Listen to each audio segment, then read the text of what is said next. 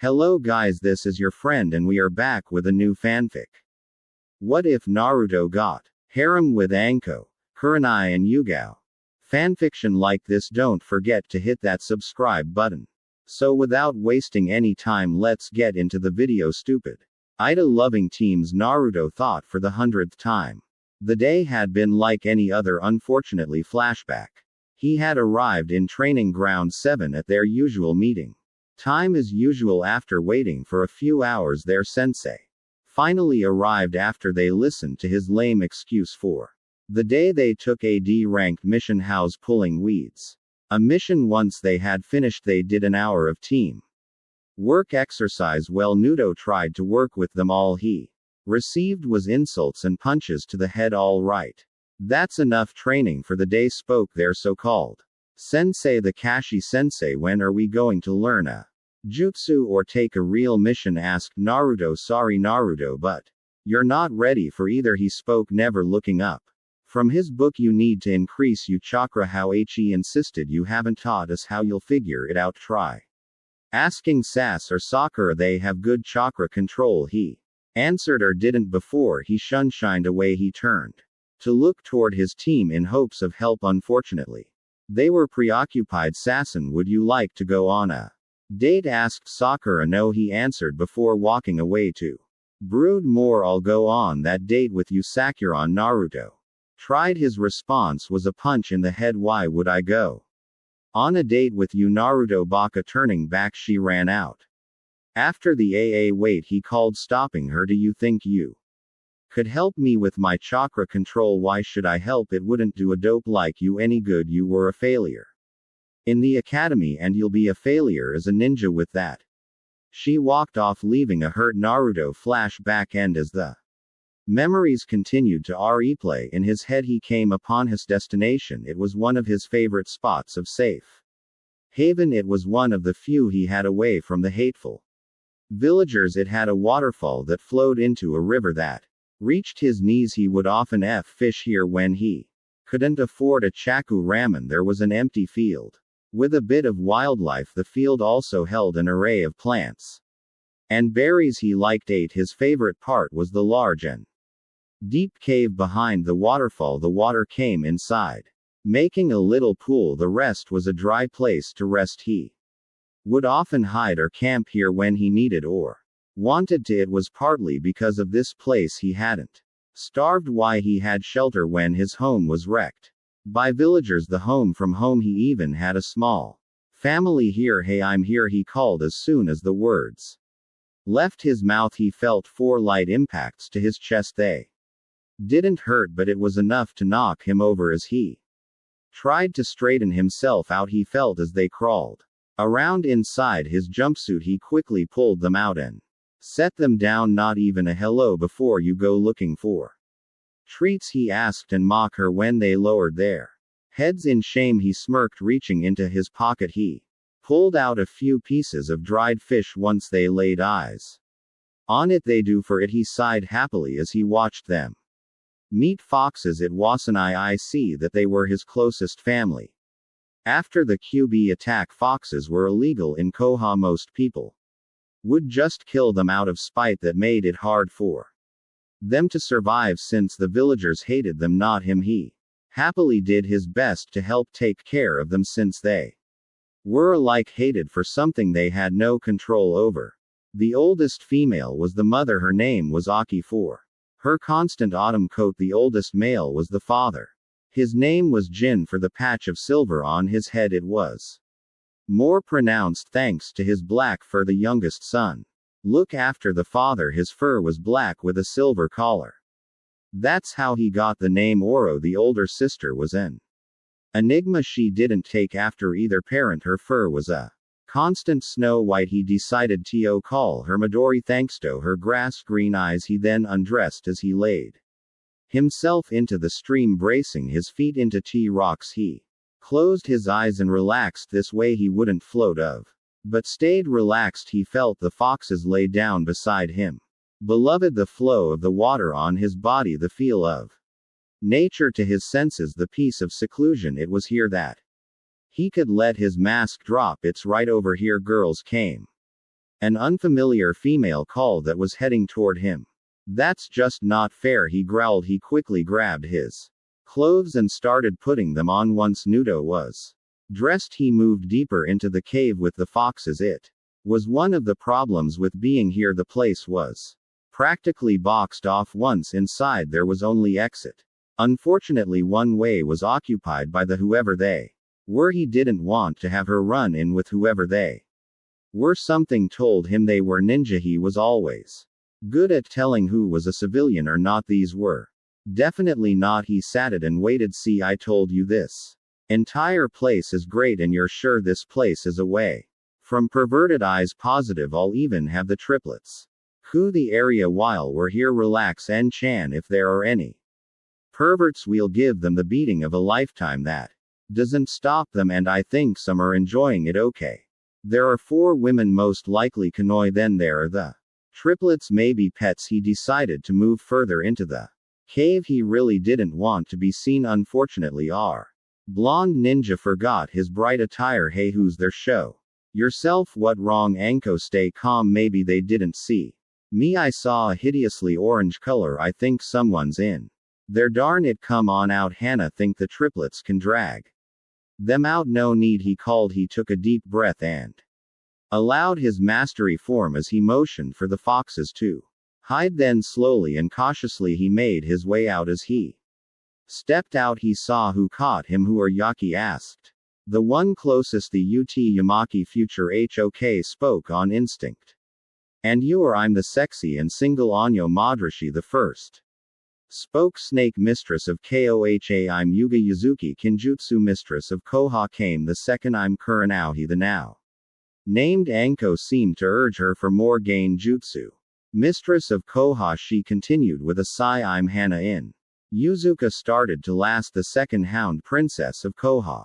Buga was a woman with purple-violet hair that came to her waist and chocolate brown eyes. She seemed to be wearing reddish-purple lipstick. She was wearing standard Ambu clothing. Something about her seems familiar. Garai had long black wavy shoulder-length hair. She seemed to be wearing an outfit that looked to be made of bandages.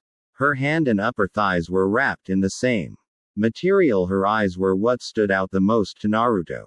They were an odd but truly beautiful shade of red. She seems familiar as well. Anko had light brown pupilless eyes. Her hair was black with a tint of violet, styled in a short white ponytail. She was wearing a tan trench coat and a mesh bodysuit under it. Over it was a dark orange minis skirt. Never seen her before. Anna had long brown and a ponytail with 2 locks hanging in front of her face. Her eyes were an average black. She had a light shade of pink red lipstick and Inuzuka markings. She was wearing a beige medic uniform. Those markings mean that she's related to Kiba. Their headbands proved what he feared. They were all Kurenai. What are you doing here? Are you spying on us? Asked Yuga. He didn't answer. How about we play with him? Offered Anko. We won't go all out, just teach him a lesson for what he's done. Anko Hyun's just a Janine, stated Yuga. If he doesn't learn his lesson now, he could grow to be worse than Jera, stated Kur Andai. None of them could deny that. Besides, he'll just heal. The truth was, she didn't care about that. She just wanted the boy to suffer for what he did. Tell your friends to come out as well, ordered Hana. But friends, I'm here alone. He lied. My companions here say they smell other, stated Hana. Bring them, put, or they'll be dragged out. Naruto stood defiantly. Thus do it, Hana called. Anko the Gaki is too stubborn to listen with just a gesture. One of the triplets were making their way toward the cave in trance, not wanting his friends hurt. Naruto stood in front of the approaching canine. He glared at the dog with such intensity that it actually started to whimper. After a few more seconds, he ran back behind Hana and his siblings. Anko, seeing the distraction, decided to have a little fun. She threw kunai. Thanks to all of his years of living through the hate of Koha, Naruto gained an extra sense. It was one that warned him of danger. It was warning him now. Ducking his head, he avoided the kunai. As he stood right, he felt slender but powerful arms wrap around his neck, holding his head still. Struggle as he might, He couldn't get free. Be him tight Anko. He heard one of the women shout, the triplets will drag whoever is in there out. Wait, he begged. He didn't want his only friends to be hurt. Because of him, don't hurt them. Them asked Kurenai. Go got them boys, ordered Hana as the triplets closed in on the entrance. Anko decided to have a little more fun. Whoever is in there is in for a world of pain. Leaning toward his ear, she whispered, right Foxy __, at hearing the name his blood ran cold. They know about QB, that's why they're here. It was replaced by boiling rage. Using what little chakra controlled he had, he directed it to his arms with all the power he could muster. He pried Anko's arms open. He broke free, spinning in a full 180. He kicked Anko in the stomach. The blow didn't harm her, but it was enough to stun her. To say the Kurenai and dogs were shocked would be an understatement. Anko was a Jan, a special Jan. Perhaps, but a Jan all the same. To see a mere Jan and force his way free was truly amazing. Putting his hands in a cross form, he shouted his signature technique, Shadow Clone Jutsu. At the name, 10 solid clones appeared. They took a protective stance in front of the cave. So the little Gaki wants to play, huh? Asked Anko. Well, let's play. Charging forward, Naruto threw 2 exploding tags toward the women as they scattered to avoid the explosion. The clones charged. This is getting out of hand, spoke Yuga as she dodged another Kurenai. We have to restrain him. They nodded in agreement. Hey, Runa called, you're not the only. With moves weaving her clan's hand sign, she called man beast clone. At the name, the brothers jumped to her side and went up in smoke. When they were visible, it was revealed that they took her form. After weaving more signs, they all dropped to all 4 ninja art beast mimicry. All 4's jutsu. They charged forward before jumping into the air. Mult fang over fang. All 4 Hanas began to spin, taking a blurry drill-like form. The attacks then began to rotate around each other as they charged forward. They tore through the clones. Naruto saw the direction of the attack. They were heading toward the caves. He knew what he had to do, thinking he would just jump out of the way. The Hanas pressed the attack. To her surprise, he only put his arms up to defend himself and stood defiantly. They'll move, she thought, as did the rest. They'll move, they'll jump away. Move already. They didn't. Yub Baka called, but he didn't, and it was too late to stop their attack. B hit Naruto full, and they tore through his cloth and his body. He fell to his knees, bleeding. Once the attack ended, the real Hana turned to ask why he took the attack, or at least she tried to. As soon as she turned, she saw a Kurenai fly past her. A Kurenai with a tag B. Hana barely had enough time to cover themselves in a coat of chakra. It was enough to save them from the explosion. The blast knocked them each far back in a different direction. They transformed back and were unconscious before they hit the dirt. Naruto would have continued if it weren't for Anko striking shadow snakes. Multiple snakes ejected themselves from Anko's sleeve. Turning, he was able to see the attack but not dodge the snakes. Each coiled around his limb and various parts of his body. Each snake then latched onto Naruto with their fangs. He felt the burning sensation as the venom spread through his body. The poisons in these snakes aren't lethal, but they do cause great pain, stated Anko cheerfully. Her continued amazement, Naruto had more surprises. Using his very will and chakra, he moved his hands together. She herself added chakra to strengthen her technique, but it wasn't enough, not when facing a host of a tailed beast. This Gaki has more chakra than even me. Shadow clone jutsu, summoning 4 clones, he smirked. Kur Ondai gain jutsu, ordered Yugao. Kur Ondai began weaving. They each drew a kunai and cut through the snakes, freeing the original. They gave a cry as they rushed forward. Anko drew another to kunai and took aim. Not know which was the real one. Anko threw them toward non-lethal spots. They both hit their mark. The first hit a clone, dispelling it. The second hit Naruto in his upper leg. It embedded itself deep. Drawn blood. The pain was only intensified from the venom. Ando cried, Kurenai, you stopped my gain jutsu before it set in. Oops, sorry about that.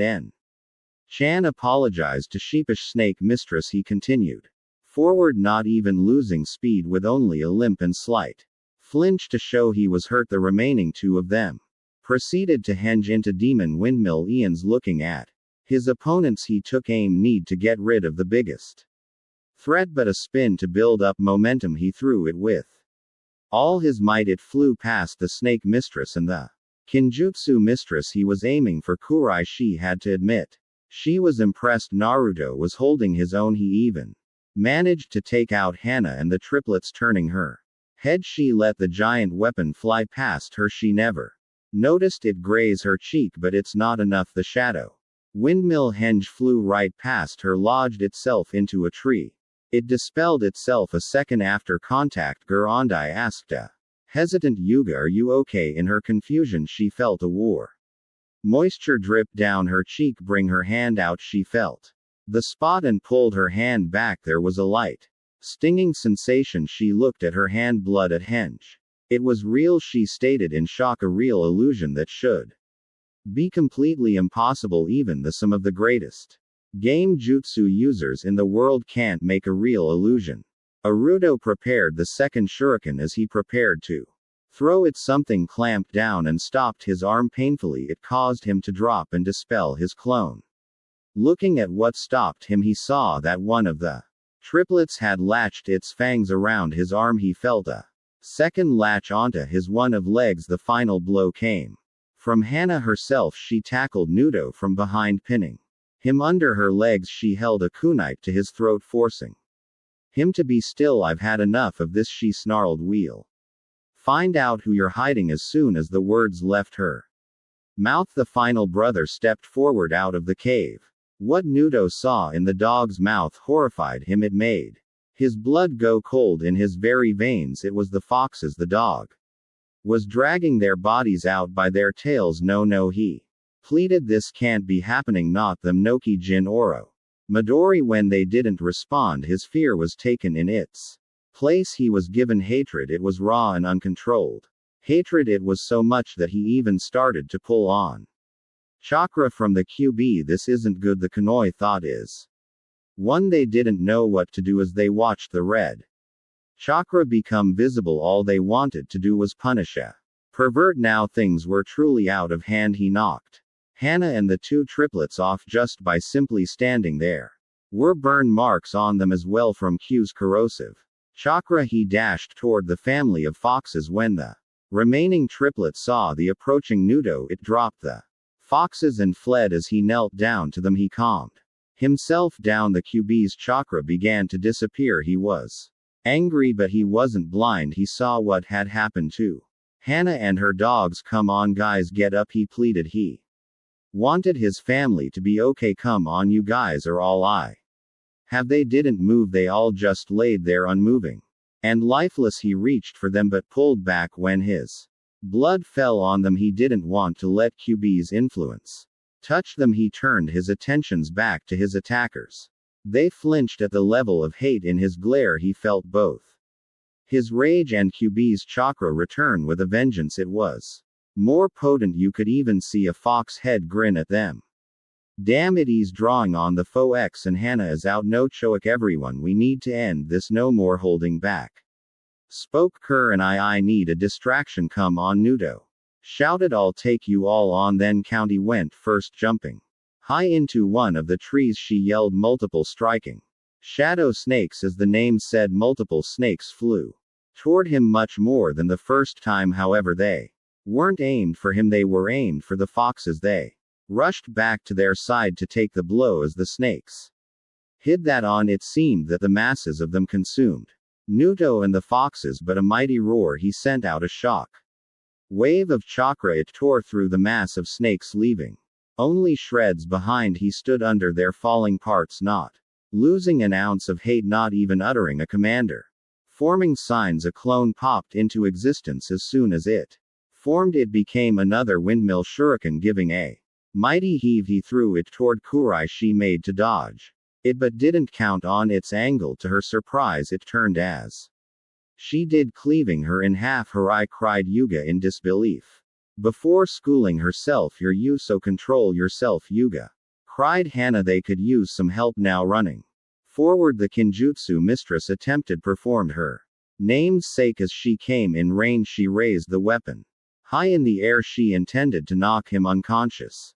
With her sheath as she came into striking distance Naruto made his move stretch his arm out he grabbed her arm.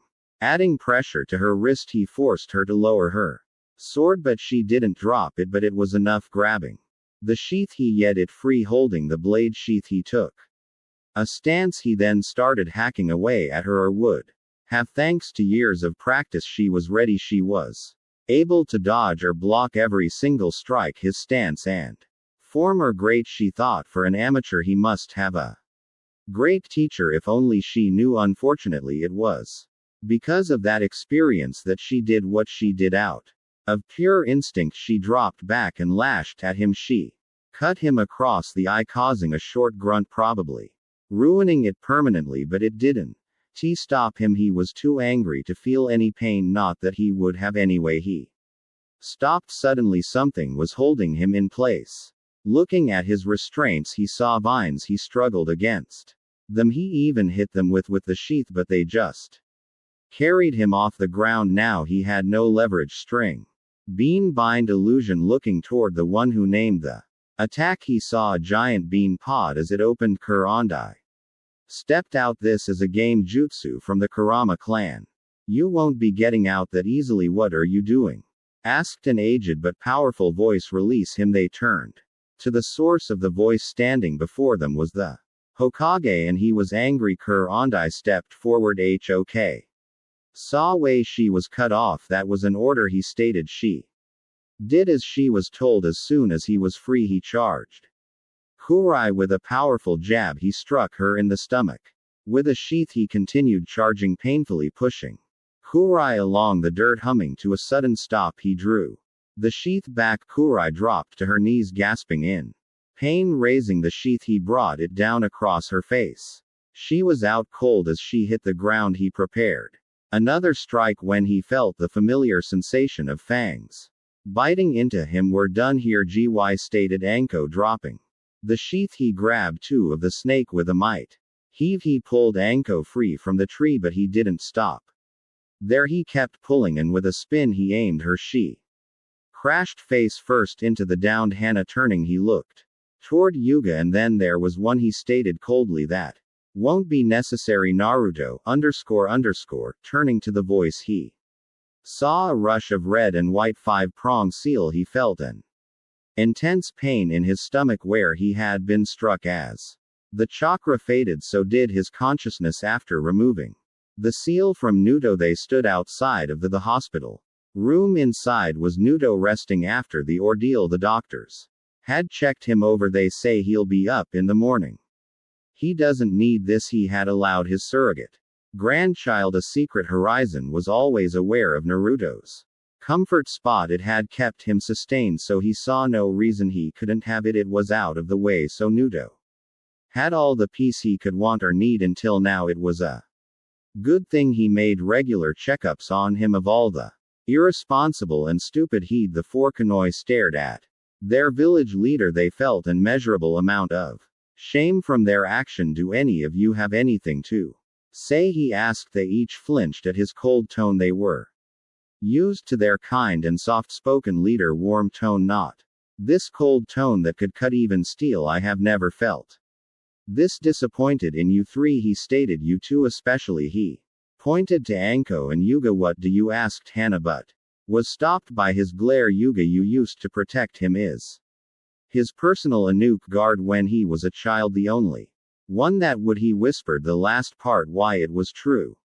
All of the other Ambu would sit back and let the civilian and ninja beat on Naruto. On many occasions they would often join in. She was the only one that would save him both on and off duty. I am sorry Hokage-sama was all she could say. He will turn in your mask. You are on suspended. He stated you will return to regular duty as a John. I understand, she stated. Ino, you know his pain. It was all he said, causing her to reach for her neck. It was all he needed to say. Anyo wasn't very well liked in the village thanks to her sensei. She was used by him, blamed for all of his crimes. She even had a burden that she never wanted now. Here was one of the few people that accepted her now. Utterly ashamed of her, she couldn't feel lower Hokage.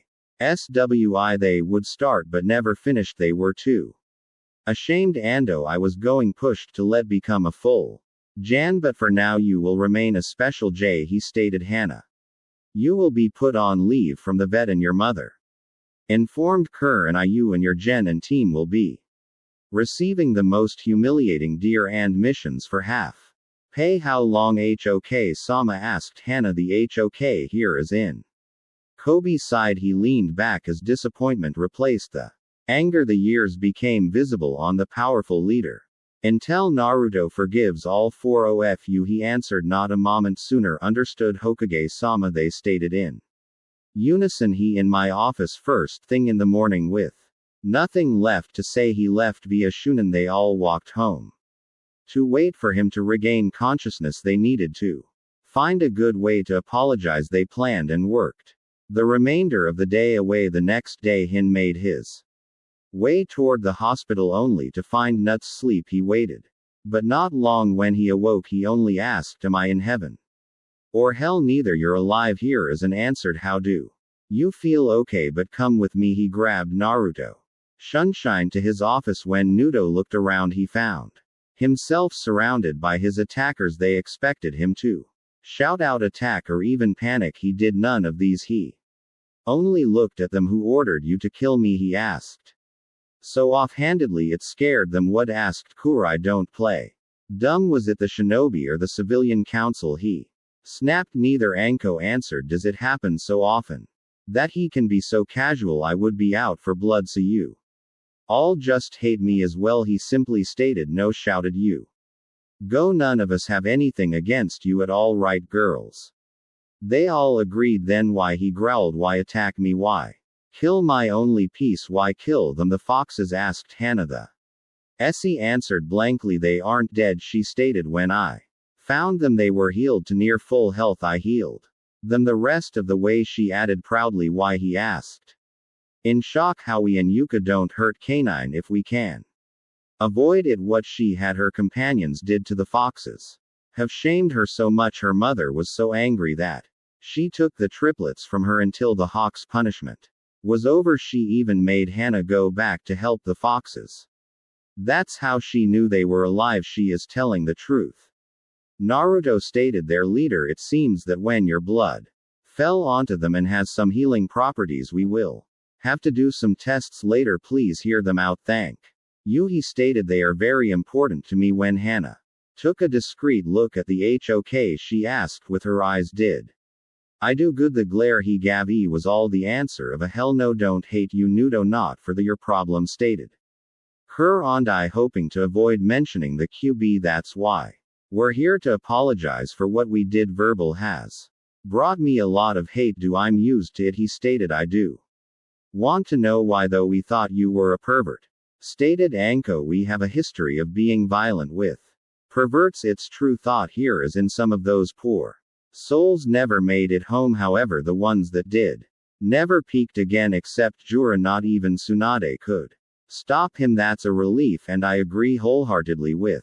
your actions, stated Nudo cheerfully, shocking the Kanoi. Hey, old man, can I go now? The Kanoi were shocked at the complete emotion change even more so that he had forgiven them. Are you saying you forgive us? Asked Yuga.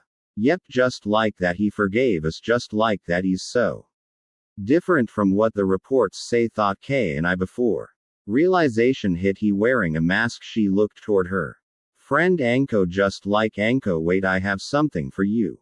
Reaching into this desk drawer, he pulled out a few sheets of paper. This is the deed to 3 acres of land, so you are now the sole owner of that area. He held up a second sheet.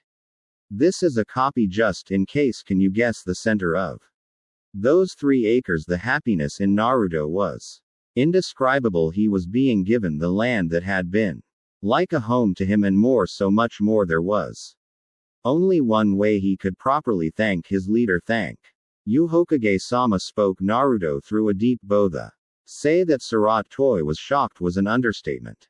Nudo, as in Naruto Yamaki, had been respectful. He quickly recomposed himself before sadly asking, this isn't going to happen often, is it? No way, old man, shouted Naruto. Just on special occasions it was good to dream, mused the leader.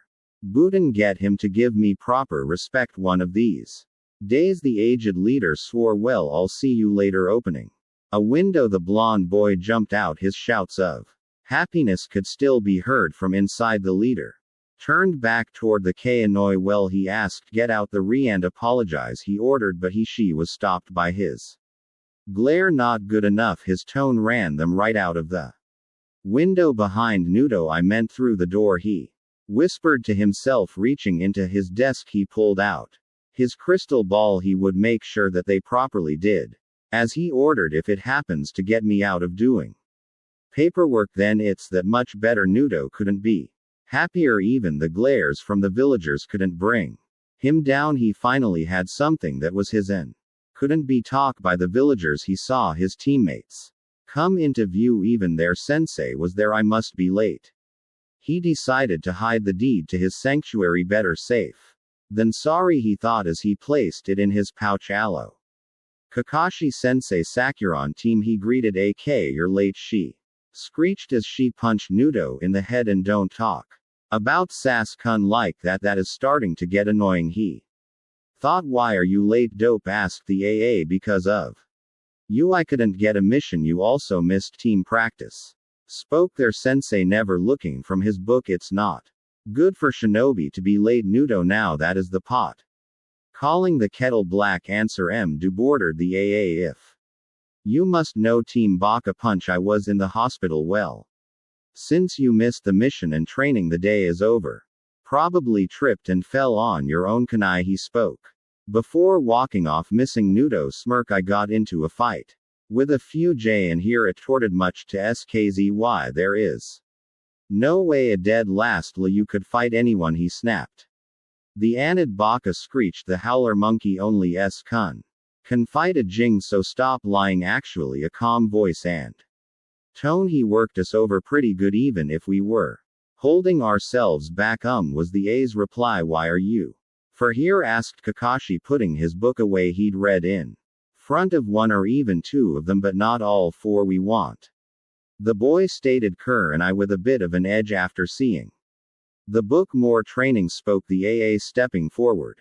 Perfect, not you. We want Naruto, __, stated Hana. Why are they calling him __, YW? Old, you want that, Baka screeched. Sakura's Khan is so much better in every way, but he's mine. Ah, shut her up before I go, death begged Hana. Her enhanced hearing were driving her crazy. Lead and go. Naruto __, called Yua. I demand to know what you want with that dough instead of me. An AA and elite ordered an arrogant ah. He froze when he felt a cold steel of Ani against his neck. You think you can give us demands, asked Anko as she cut his cheek and licked his blood before sp it out. Oh, that is the foulest blood I've ever tasted. Hey, you get away from my Sa-kun, screeched Sakura, and his blood is not foul. It's amazing. I wonder what yours is like, she spoke, freezing Sakura. Let's find out, she said, taking a threatening step forward. What? She looked around to see her sensei wouldn't help, an SK frozen, only the Baka smirking inwardly. She put on her most pitiful face. You wouldn't let them hurt me, would you? Naro __, the only stared at her. Save me already, you Baka.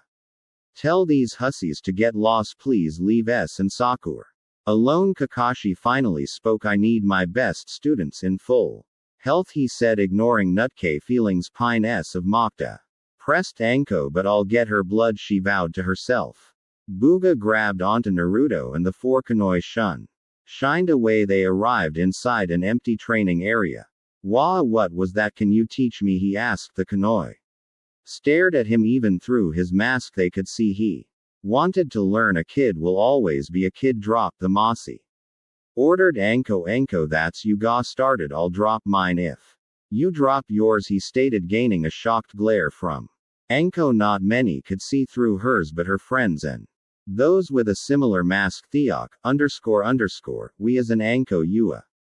Hana and I feel awful about yesterday. Kerr and I motion to Each so we want to make it up to you each of us if it's out of pity then save it, he stated coldly. I don't need pity from anyone, it's not Gaki, stated Anko. We don't do anything out of pity. That earned her a smile, a real smile. Bell we was cut off by a deep rumble sound. It seemed to echo from Naruto and cause him to shaki. His thought was that your stomach, Anko asked in disbelief. Naruto had actually blushed from it. Well, I haven't eaten since yesterday, he answered sheepishly. How about buying me some food? He missed Anko's smirk. Here is a perfect chance for me to pay him off. I'll be a full J in no time. Well, Gaki, if you're hungry, let me introduce you to the greatest food ever made, she said with stars in her eyes. But I already know about Raymond, I'm talking about Dango. Her mouth watered. The food of the gods, Raymond, is the broth of truth and the noodles of hope, you poor misguided soul, she said with a shake of his head. Reaching into her trench coat, she pulled out a hissing snake. Allow me to convert you with pain. The three remained Kurenai watched in amusement as they went back and forth. They were a bit upset at the fact that Anko took the first chance of forgiveness, but the show mostly made up for it. They decided to stop things before they escalated to another brawl. Ando put the snake away. Naruto, no clones, ordered you. How about we eat the Raymond offered Kurenai, receiving a betrayed glare from Anko. We eat Dango so often we need a change. She then gained a mischievous smile. You did say you were paying the you, shouted Naruto, dragging the 4 Kurenai 18 bowls of ramen later. Anko was crying over her wallet. Hyun still going, she mentally shouted. Where is he putting it all? It also didn't help that she was paying for her friends as well. Yep, another bowl then. Hand he froze when he saw the look in her eyes. The crazy snake lady is pain. Let me guess, you offered to pay for the whole meal, didn't you? Asked him the Raymond cook's daughter. Yes, she answered, ignoring the snake lady name. En-chan, you aren't going to break this nice lady's wallet, are you? He froze at the accusation. Crap, I've been found out as. The sweat poured down. He remained silent. No, nothing like that at all. That's good to hear too. He spoke in his usual cheerful tone. It's good to see him with some friends, and such beautiful ones at that. He'd Naruto, I'd hate to ban him for being ungentlemanly. It's okay, Gaki here earned it, grinned Anko, leaning her impressive bust onto his head. Surely Naruto, __, brings Tmat list, asked Hana, noticing him tense. Naruto Kuna, when did my number 1 customer become a player too? He asked, ignoring the question. It not like that, they're just treating me as an apology for a misunderstanding, he answered. What happened? He asked, interested. We accused him without any evidence and were punished for it, Yuga answered, causing the 4 Kurenai to away ashamed. How would you ladies like to know a secret about Mar-chan's whiskers? Asked in a mischievous way. This gained the interest of all the Kurenai. No, En-chan, he begged, just give them a rub, spoke Tui before walking into the back, ignoring Nito's call of prayer. Wait, if you don't do it, I'll pay for my own meal, he pleaded. Not happening. Gy Hana, head him down, Anko ordered sadistically. Wait, Anko, I think you should take him up on that, reasoned Hana. Just look at how much he ate. As she looked at the piles of Raymond bowls, her wallet started to feel very small. He had summoned eaten another 19 bowls. When did you? How did you? She looked him in the eyes. Why? You shouldn't turn your back on me, he ched. Remember, I'm the prankster from hell for a reason. Hein, then she growled. Pay for your own meal, look like'll be a special J. And for a little longer. After an extra 2 bowls, Naruto paid for himself and the Kurenai. Ganai turns, since you are a genin and we've decided to take you shopping for proper clothes, a real shinobi would never be caught dead in that monstrosity. They heard him mumble something under his voice. Could you please be see, we can't hear you, Yugao requested. It's all the villagers let me buy, he repeated. They either sell me out of date or ruin stuff for over double the price, usually both. And County lowered her head in understanding. She went through the same thing when her sensei left the village. No one wanted to do business for The snake, his mask jumped back on. It's not all bad. I actually like orange. I know a place that will sell to you. It's where I persuaded Anko to go. It's a shinobi only store so you can get clothes and weapons but not food or household items, spoke Kurenai. Where is it? What's it called? Can you show me? He asked almost desperately. Come on. Grabbing his arm, she shunshed them away. Bar appeared in front of the shop. It was a wide one-story building with several wide windows, a symbol of a Chinese dragon coiling around a leaf sat on the center of the roof. There was one thing that really caught Naruto's attention. One of the windows were boarded and it looked as if had been boarded several times. This is the leaf dragon, stated Anko.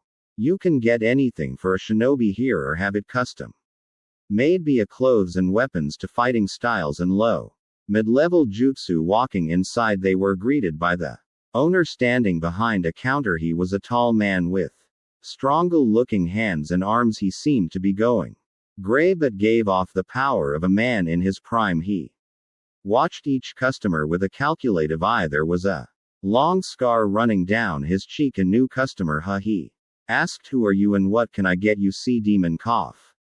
Brad, one of the customer hinted, not too subtly. Instantly, Naruto turned to leave but was stopped by a hand on his shoulder. Surprisingly, it wasn't from either of the kunai. The hand was from the owner. Excuse me a second, sir. He spoke kindly. This is going to be good, giggled Anko. The owner calmly reached over the counter to the one that had broken the third's law. Grabbing him by the scruff of his neck, he hurled the man out the boarded window. Reaching under his counter, he easily pulled out a large twin-headed axe. Does anyone else want to insult my customer? He asked menacingly. I have plenty of windows. Silence. No one was crazy enough to say anything. A few people did leave quietly. They'll be back. They always come back. He ran one of the best shinobi stores in the village. Naruto, this is Dai. He did the same for me the first day, spoke Anko. Perfect shot. Doesn't look like it, spoke Han. You missed the center. Wasn't aiming for the center. There was a rusty nail sticking out. He grinned. Licky eye, said, gloated Anko. Perfect shot. Now what can I get you? He asked Naruto.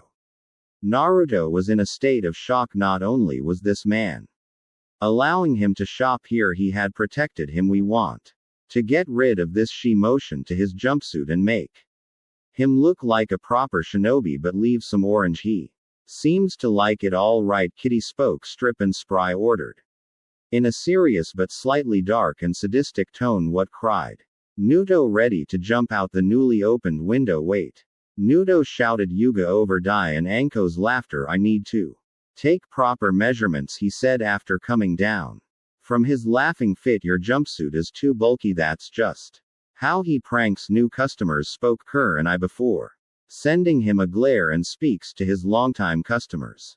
You think you would have learned after all of the people you've run off or the kunai who have attacked you?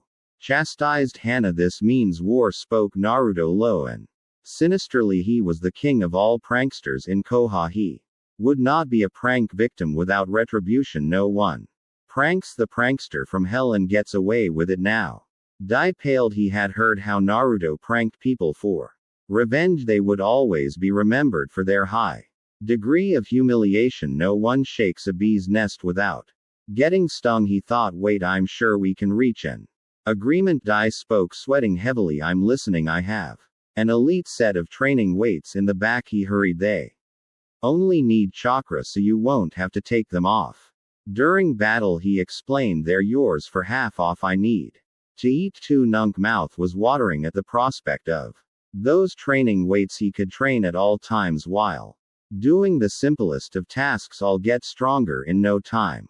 Believe it. He spoke with his best poker face as Naruto had his measurements taken. A thought occurred to him. It had been bugging him since they had picked him up from his team. They had given him an answer, but now he wanted the whole truth. Once the measurements were finished, two went to the back. He chose that moment to ask, why are you all doing this for me? He asked. Ed, I told you that I forgave each of you in the old man's office, so I want the real reason. We told you. It's your lying, he stated. I know When I'm being lied to, we felt sorry for you, Anko answered before mentally kicking herself. It was half true. But if he is anything like me, he'll not even getting a chance to finish her thought. He starts speaking. Pity you. Did this all out of pity. He was already walking put the door before he was pulled back. Naruto, I think you should know the whole truth, stated Yuga. They told him everything. How the third Hokage ordered an apology, how he demoted them until was fulfilled. Everything I see, he stated calmly. I'll tell him I forgive you and you can go back to your lives. You won't have to bother with me again. He whispered the last part sadly. No, stated Anko. What? He asked, confused. Isn't this what they want? I said no. She repeated, I am going to apologize properly. Tell me what you want. You don't need to, he stated. I said tell me. She hissed. Do you want money, Judas? Do you want someone dead? She thought. Do you want me to sleep with you? No, no, maybe. And no, he stated. I don't want you to do something out of. He was stopped by a hard slap across the face. AI who had returned thought that will leave a mark. He had no idea what was happening. He just knew it would be best to stay out of sight. You asked me to drop my mask, right? Well, here, she stated. Look at me. He did. He looked her in the eyes. He saw everything, her pain and regret. There was the fear that it would never end. It was all being held on a small line of hope. Your eyes are just like mine, he stated. Yeah, she admitted, just not as intense as yours, not far behind. Naruto, I ask you again, what do you want? He knew what he wanted. It's something he had been denied since the academy. Do you all feel this way? He asked, receiving a yes from them. Train me in your arts so that I can be powerful. That's why, she asked. We can get plenty of jutsu scrolls for you. No, I want you all to train me, not by me off. Can you do that? He asked. Do this for me and were even if not, I'll still tell the old man I forgive you. There aren't many ninjutsu or taijutsu we can teach you, spoke Yua. I know, he said. I want to be trained by you in your all of your arts. The Kunoi looked at each other. There was someone who wanted to learn their skills from them. He was even offering them a way out if they decided not to. What about your sensei? Asked you out. He must have taught you something. By sensei hasn't taught me anything. All he does is go on and on about teamwork and needing better chakra control, which he hasn't taught me. Then focuses on the AA. They frowned at the obvious favoritism. He hadn't even seemed to care that they were taking Naruto. They shared a smile. He had shown great potential in their scuffle. We've warned you that we couldn't teach you a lot of flashy jutsu. Hana warned, if we do this, you have to give us full commitment. The minute you start slacking, we stop and or even be. He answered, but I have one request. Depends. We keep this secret from everyone on my team. Leal. They gave Naruto an encouraging smile. It was quickly replaced by a look of true sadistic pleasure. Well then, Naruto, welcome to hell. That concludes today's training and puts another mission under your belt, spoke Kakashi. You've all improved, but Naruto, you need to, I know, increase my chakra control. Naruto cut off with a draw before smirking. I've got the feeling it'll be getting much better soon, aka screeched the pink harpy. Show sensei more respect. She rolled up her sleeve as if to look intimidating to her and everyone else's surprise. He just looked bored. Are we done, sensei? He asked, still bored. I need to go, the Aussie answered, never looking from his book. As Naruto turned to leave, he heard the arrogant voice of the AA. What does a do like you need to do? He too was cut off. Hang around those __ of yours. Shut it, team. He snapped. And don't call them __. They're better than any woman you'll ever get, if any. The way you turn down your fangirls, Naruto, you need to be more respectful of your teammates, spoke Kakashi into his book. The you should know your betters, and I can stand this. Goodbye, cruel world, Naruto shouted. Let boss deal with them on his own. Grabbing a kunai, he impaled himself. He just couldn't deal with them any longer. He went up and smoked the shadow clone. They thought, since when Naruto was excited, today was the day that things changed. It was the day that he started getting proper training with his new senses. He had gone to the HOK and told him that he had forgiven the Kunai. After a few minutes of discussing everything, he agreed to Nar's terms. They had decided to train him in rotations so that they could keep up their duties. He would train with Anko and Yuga, then Hana and Kurai. The only real downside was he had to wait for D to make his cloths. Since they were custom made, they take a while to be done. Until then, it's just you and me jumpsuit. The second and most obvious was his team. They made my clone kill itself. An upside to that was that he had been training all day. He was wearing the weights that Dai had sold him. They were 100 petabytes on each limb, and chasing that cat was a great workout with them. I just couldn't stand that. Always trying to be better. I'm for my real training, he stated to himself, and then I could get a few bowls of ramen now.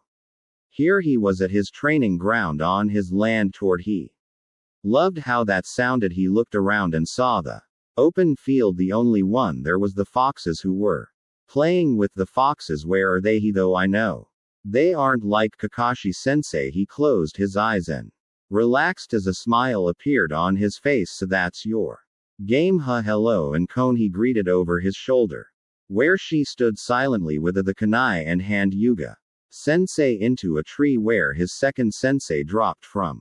How do you always know where we are? Foxy __ asked Anko, impressed. And how come only Anko gets a chan?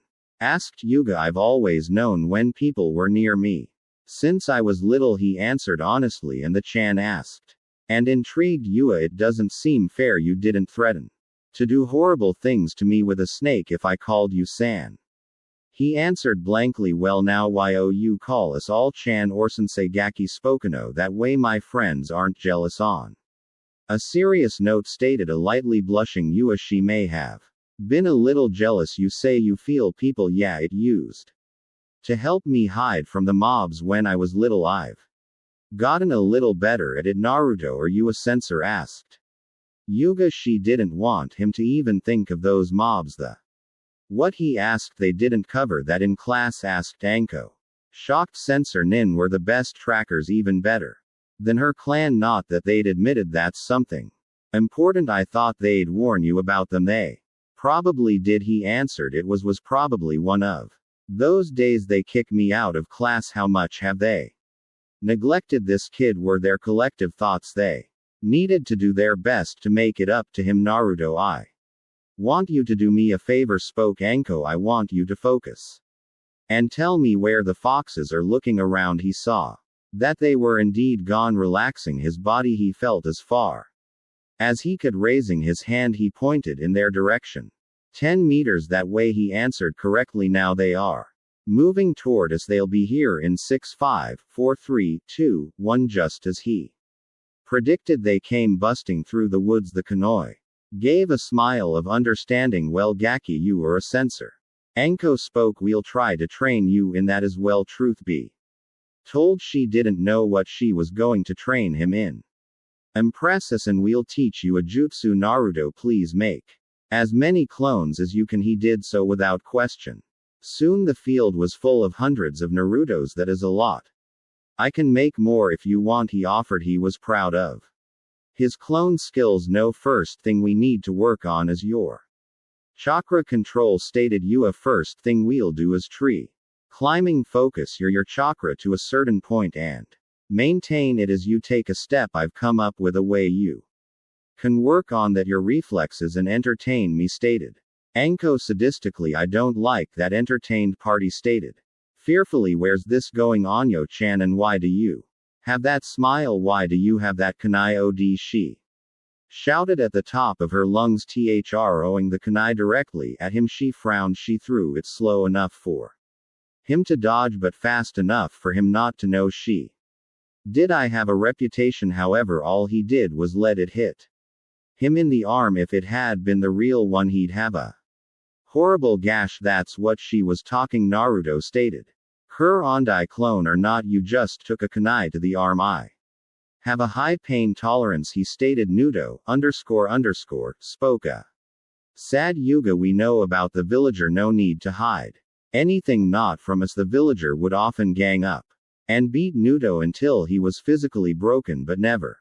Emotionally, his birthdays were the worst of them. Instead of beating, they would actually torture him. It had happened so frequently that only the birthdays were the ones that truly hurt. They stopped when he started his ninja training, but the damage was done. That is why we too kill two birds with one stone, spoke Yua, using your clones. You can work on chakra control. What do my clones have to do with this, he asked, and what will I be doing? The Kurenai frowned at this. What has Kakashi been teaching him? They knew he was neglecting Nutke training, but this was ridiculous. Their clones' knowledge will pass on to you, explained Yu. You can train faster in anything but not strength, speed, or reflex. It was how most Uo trained. That was with 2, 3, or 4 clones. Naruto had much more. If a clone is destroyed, you won't be able to get stronger. Now dodge. This time the clones dodge. Good, now I can begin having fun. Dodge. She is enjoying this a bit too much for my taste, he thought. They decided to train in another part of the field. It was difficult for Naruto to focus, with Anko trying to kill him, especially since she liked to aim for what made him a man every single time. It was a sad day to be a clone. They will do that while we work on a few beginner kinjutsu katas, spoke Yu. Naruto, focus. I'm going to teach you the first katas to the style, she ordered. Pick up that katana and hold it like so. She held a ready stance but saw he was strained. Are you okay? She wanted him to get used to the type of weapon he'd be using and the dangers of self-harm from it. Unfortunately for Naruto, she wouldn't let him have a real one until he needed an eye. Take off these weights, he asked, as strain is getting to me. He has been wearing them all day. She contemplated. No, she said after a minute of thinking, it's best you keep them on to build more speed and force in your blows. She reasoned. She had been expecting him to protest or even groan. She was proud to see him only set himself for practice. What determination. Okay sensei, he answered. You can drop the weight a bit if it gets to be too much, she offered. If you master these series, I'll teach you a kinjutsu technique. But the promise of a jutsu he was given new energy. She trained Naruto in a series of kotas. He even made a few clone to watch himself to see his errors. There was a lot, but Yuga proudly stated that most came from his exhaustion mixed with weights as the sun began to set. Naruto ended his chakra control in kutsu practice. Even though he hadn't mastered the series of katas, he made progress. He did, however, master the tree walking. You did good, just need to dispel the clones. Anko spoke. Hey clones, she called as they turned to the source of the voice. They blushed. They were greeted with the sight of Anko's bare chest. It took them a full 3 seconds to register it as they flew back in a massive nose bed before dispelling. Unfortunately, the strain of hundreds of clones dispelling at once was too much. It caused him to pass out on the spot. He did, however, have a goofy smile and trail of blood flowing down his nose. BKO, that was too much, scolded Yugao. Are you trying to turn him into a pervert? Hey, with that much stamina I wouldn't mind, she answered, truthfully, gaining a blush from her fellow Kurenai. Well, let's get him home, stated Yuga. He'll love the surprise he'll find when he wakes up. Well, maybe my gift, Anko. But Naruto awoke. He found he was in his apartment. He had an extra hour until team meeting began, then an extra 2 before Kakashi arrived. As deciding to get out of bed, he found slight difficulty. I must have trained harder than I thought. As he grabbed for the ramen in his cabinet, he felt something off. Where is all of my ramen? He found a note in 2 scrolls. Did stop eating ramen? It's why you're so short. Here's some dango sealed in the first scroll. Just add chakra. You had better eat and love it. Also, don't even try that ramen stand. I paid them off not to sell to you for the week. DSU ear in the second DPS. I doubled your weights. DPPS dodge. As soon as he read that last line, he tossed a scroll. No sooner than he did, a kunai flew out of it. It lodged itself into his wall ceiling. A kunai. I think she's trying to kill me. Wait, she doubled my weights. Breeing inside of the second scroll, he unraveled it. It was a jutsu And a small book sensor nin and its mechanics we found. You a book on sensors at D's shop Shunin high speed. Movement allows ninja to move short distance at near instantaneous speed. Enjoy forgetting all about his hunger.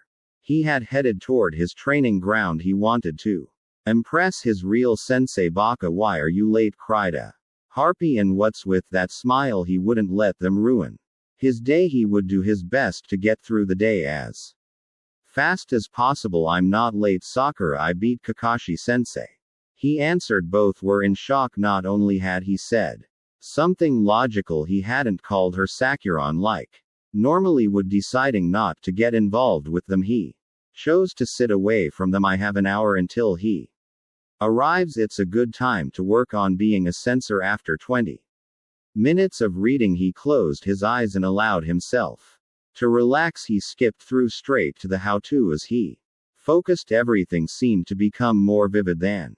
With his eyes open, he could feel every from his teammates to the insect crawling near him. He tried to extend it. The further away he went, the less vivid it became. It seems my range isn't far, but it's focused. After messing around with his abilities, he decided to read more and eat some of the dango Anko packed for him. She'd make me suffer if it went to waste. As the smell of fresh dango spread across the field, he felt his hunger kick in. At the first street bite, he thought not ramen, but a close second. He sat back in peace, enjoying the book and food. Hey Baka, give me one of those. How? A certain pink-haired monkey, and just like that my piece is gone. No, he answered. He wasn't giving up anything given to him by one of his sensei, not to any of them. What? She asked. She had just been denied something by Naruto. It was hard to believe. He's supposed to worship me.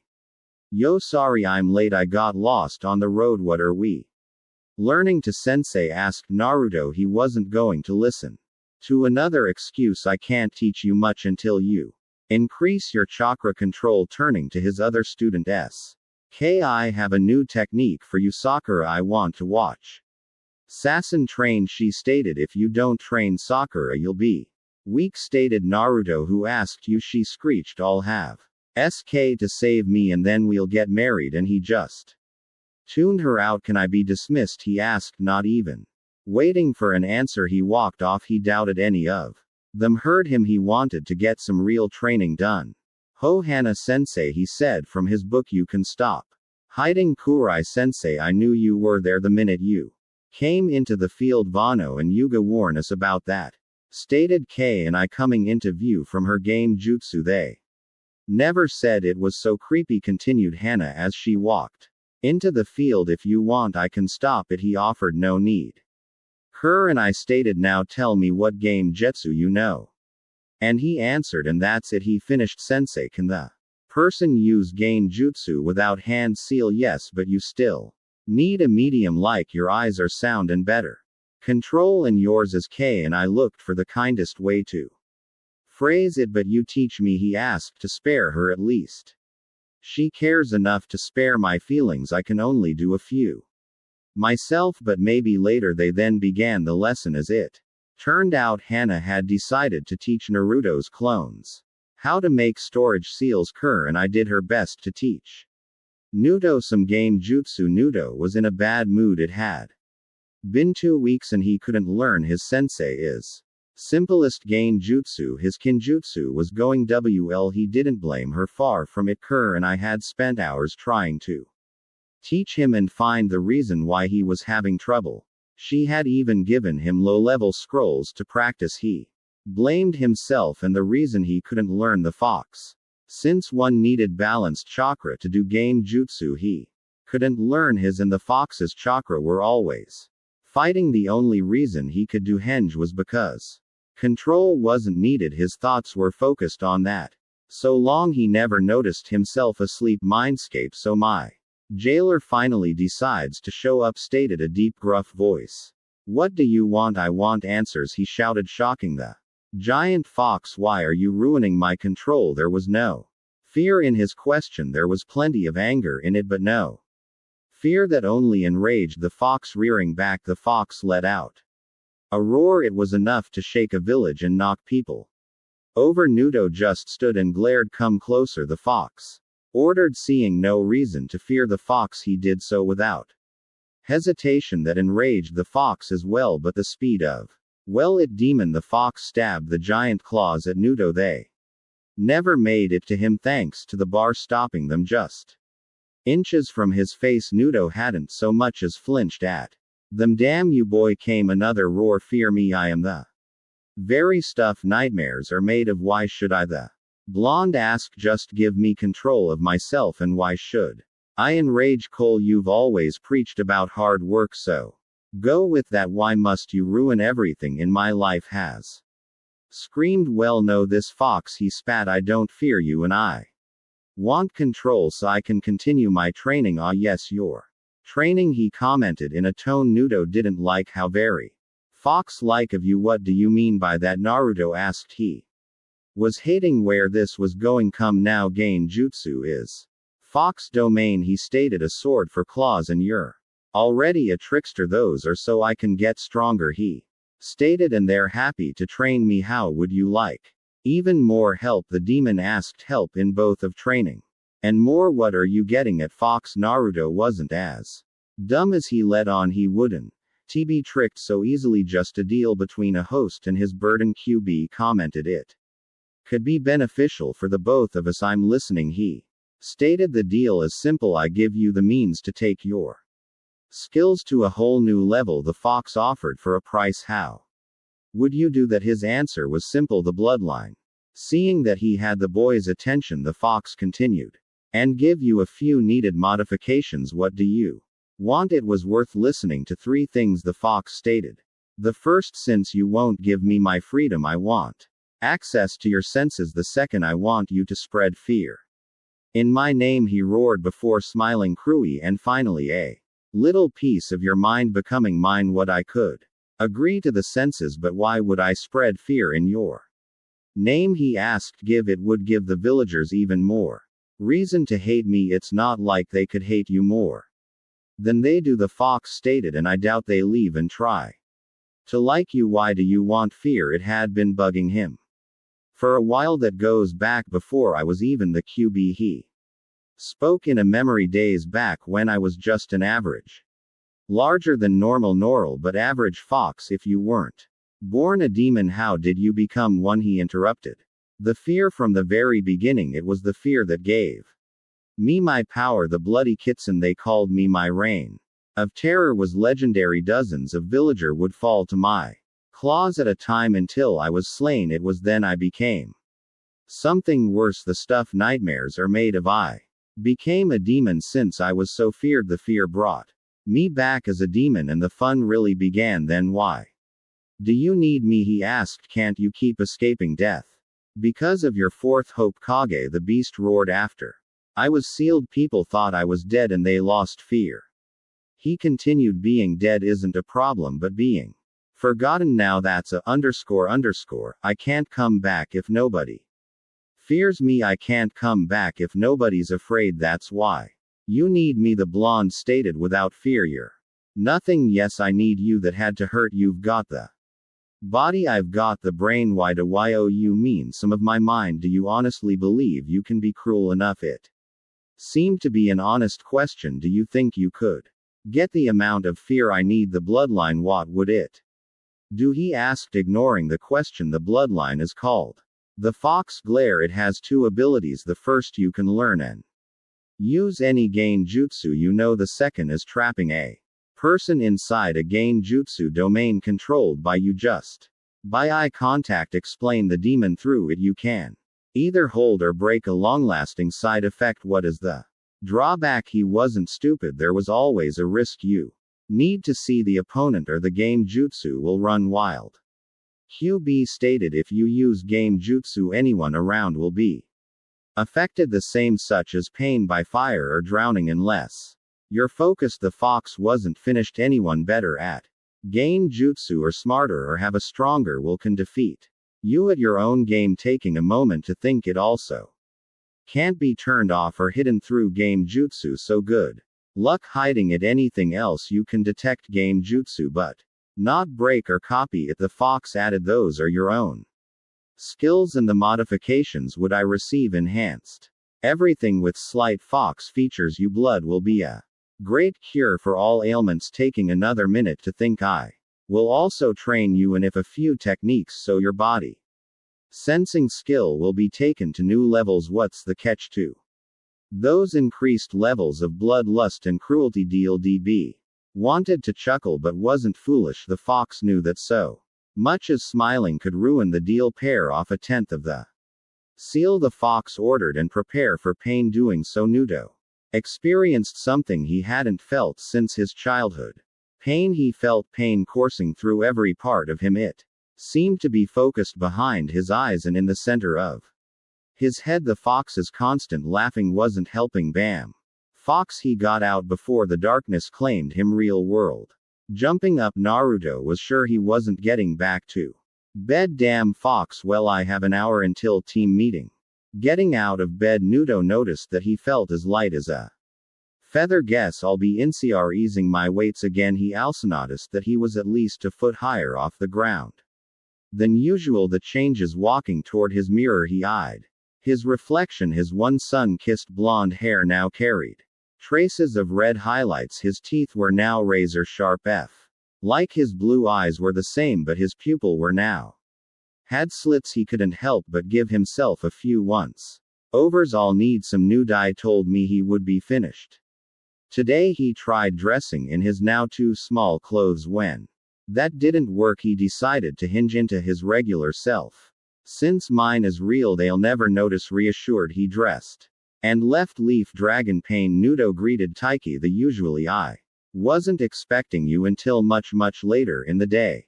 What are you doing here? Asked Naruto. Don't you have any employees to cover the night shift? Nope, I do everything. And using soldier pills I can keep going, he explained too. How many of those pills have you had? He asked. So I assume you're here for those clothes? He asked, ignoring the question. Yes, Naruto answered, worriedly smiling. Sheepishly, DIY grabbed one of his clothes. They were the standard black ambu pants, a new pair of black steel-toed combat boots, a crimson-red trench coat similar to Anno's, with black flames licking the bottom and end of sleeves. In the center of the coat was a kangi. The key said Kitsun, which stood for fox. The cloths even came with great features. Add chakra and they'll grow to any size, dry themselves, and even keep the wear warm. Great for extra chakra control. Aki only blinked and the cloths were on. The blonde Naruto liked the clothes so much he brought several sets. Usually this would be out of his price range, but Dai worked him a deal if he purchased all of his ninja items from the Leaf Dragon. Then everything was half off. Naruto, why do you have a hen on? Dai asked, losing all humor. Deciding the gig was up, he dropped the disguise. The cloths instantly grew with him just as they were created. Well, the semi-blonde asked nervously, how do I look? Can't have the only useful shop. Hate me? AI stared at the now red highlighted blonde in front of him. His gaze was even incalculative. It made Naruto a bit uneasy as he stood there. You need something for the eyes, he spoke, to cover up their extra features. Have anything that can completely cut off my sight? He asked, relieved. I'm training and being a censor. Sure. Pulling a crimson cloth from somewhere, he handed it to Naruto. It's from the same material as your suit. Created it just for you. Written on it was a kangi, meaning mirage. As he tied the on cloth, he decided to explore until his sensei arrived. Maybe I'll go to an empty training ground. He continued around until he entered into a training ground. The area was littered with weapons and the posts were horribly beaten. He felt a powerful chakra signature and two weaker ones. It is most youthful to spy on my team, came a voice from behind. Naruto acted on pure instinct. Turning, he threw a kick toward the source of the voice. It never connected because his leg was caught.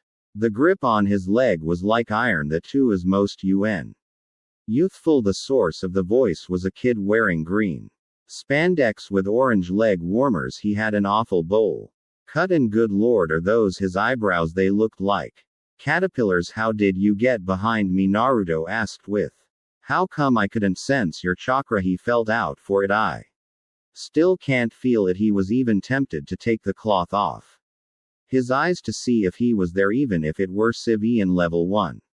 Should feel it. Lee, what is going on? Asked an older looking version of the now dubbed Lee. Have you brought another to the ways of youth? Not yet, Gu sensei, he yelled, but if I cannot convert as many as you to the ways of youth, then I shall do 500 laps around the village backwards. On my hands, Lee, my student, the older version yelled. Your flames of youth glow brighter every day. Thy sense Blee.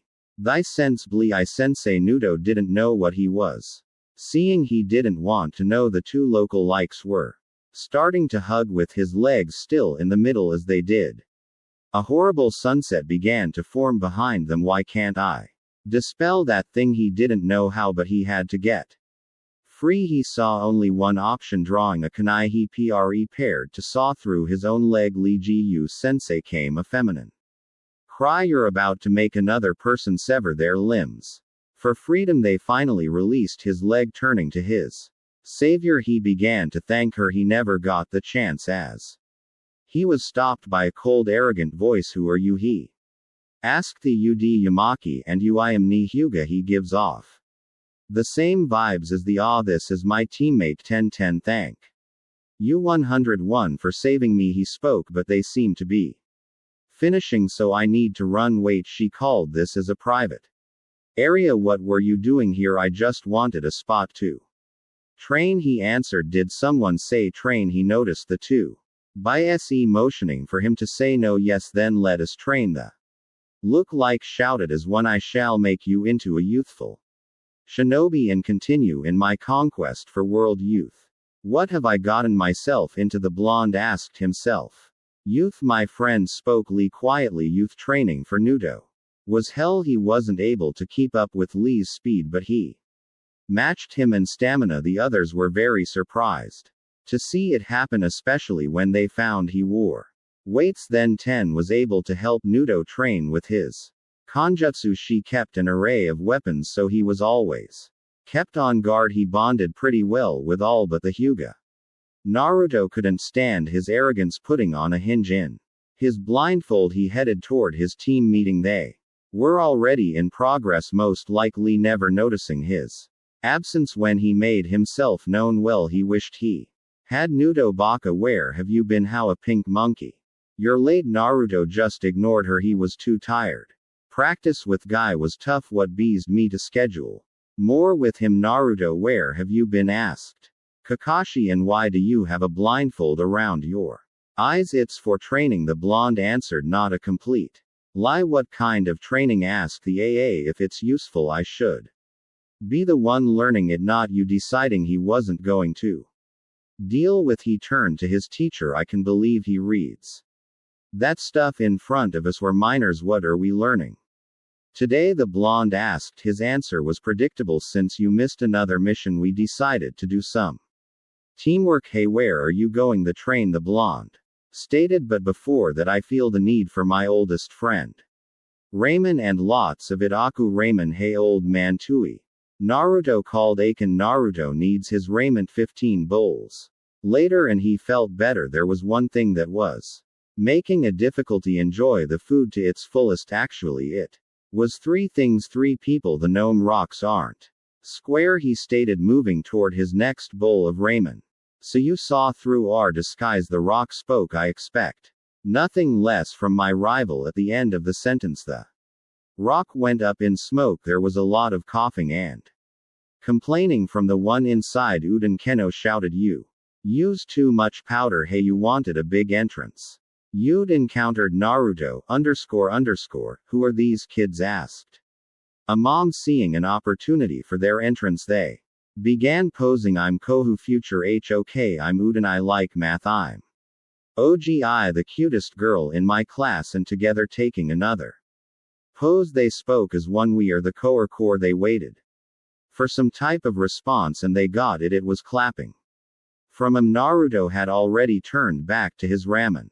That's so cute, isn't it, Naruto? She asked, not after seeing it. Every time I see them, he stated. Boss, can you teach us something please? Asked Koer. Please, sorry, but I have my own training, he stated. I see moi bring out the big guns. Kohu ordered on command. Mogi was in front of Naruto.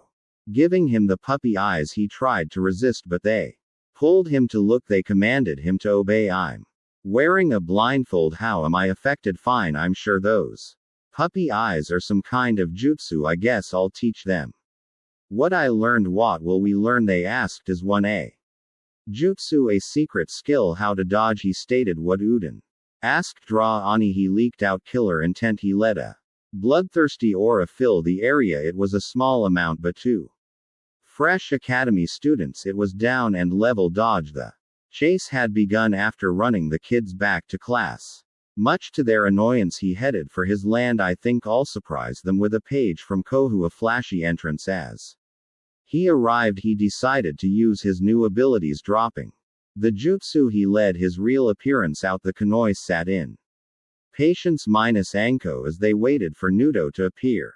They had all appeared today for various reasons we won't go into. It didn't usually take this long since he was punctual. Out of nowhere, a reddish blonde-headed guy appeared in the forest. He stood there as the Kunoi took guard. This is a private area, stated Hana. I know, he stated.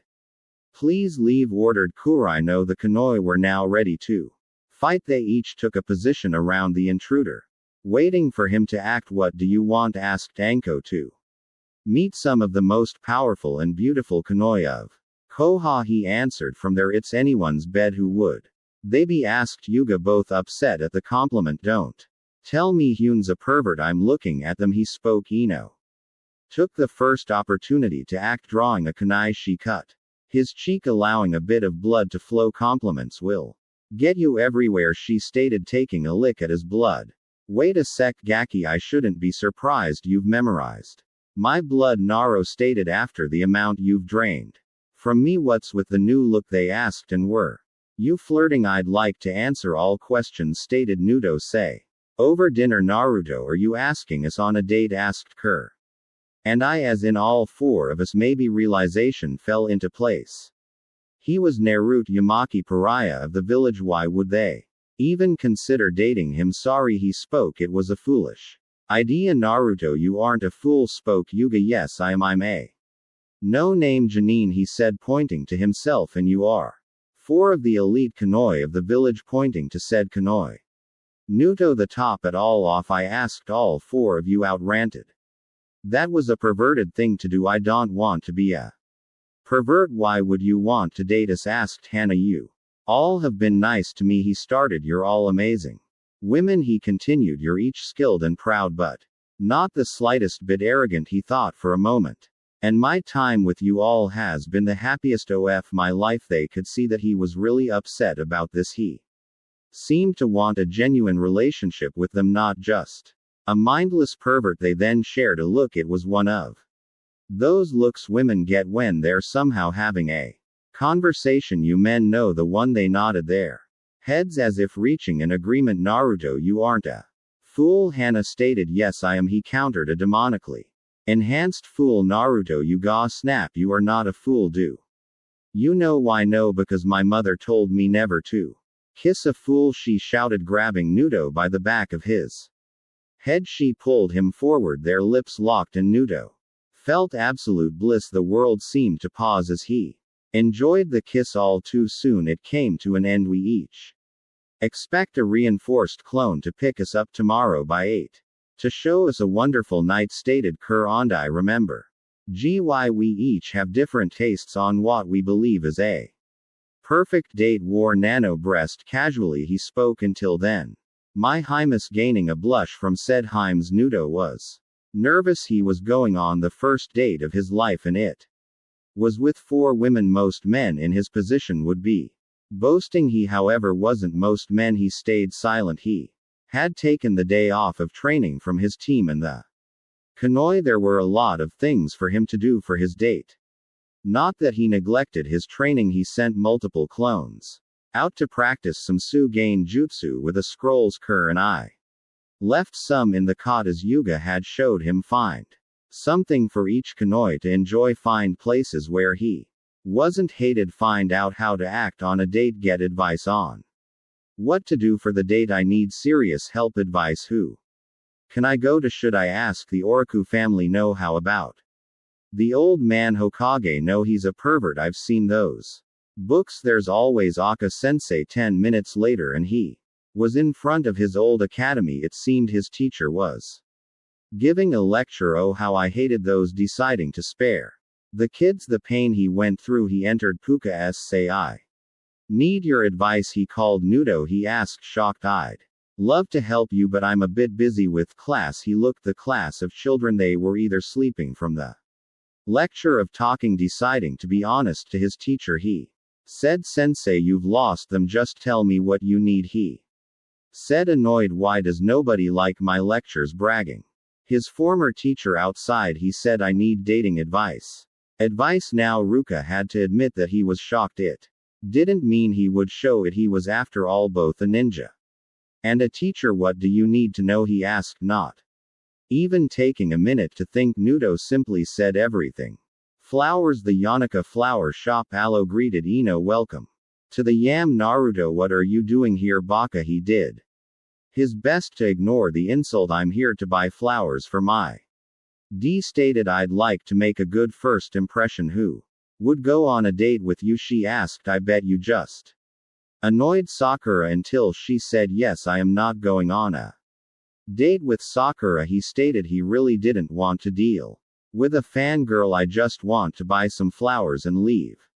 Fine, she sneered. What do you want? I want 4 bouquets, each mixed with red and black, pink, orange and white. One for Anko, Kurai, Hana and Yuga. Great, now I have to tell you what they mean. She sighed, annoyed. You probably just chose them for looks anyway. I know what they mean. Red, love; black, the beginning of new things when not death; pink, elegance and refinement; orange, warm, vibrant tones; white, humility and innocence. Ino was in shock. Not only had Naruto of all people picked out flowers, but he actually knew what they meant. How does someone like you know what they mean? She asked. Can I have my flowers? He asked, ignoring the question. Why would you need 4? She asked. Are you cheating on somebody? You or aren't you? She accused. Probably some poor civilians who you lied to and said you did all the stuff S-kun did.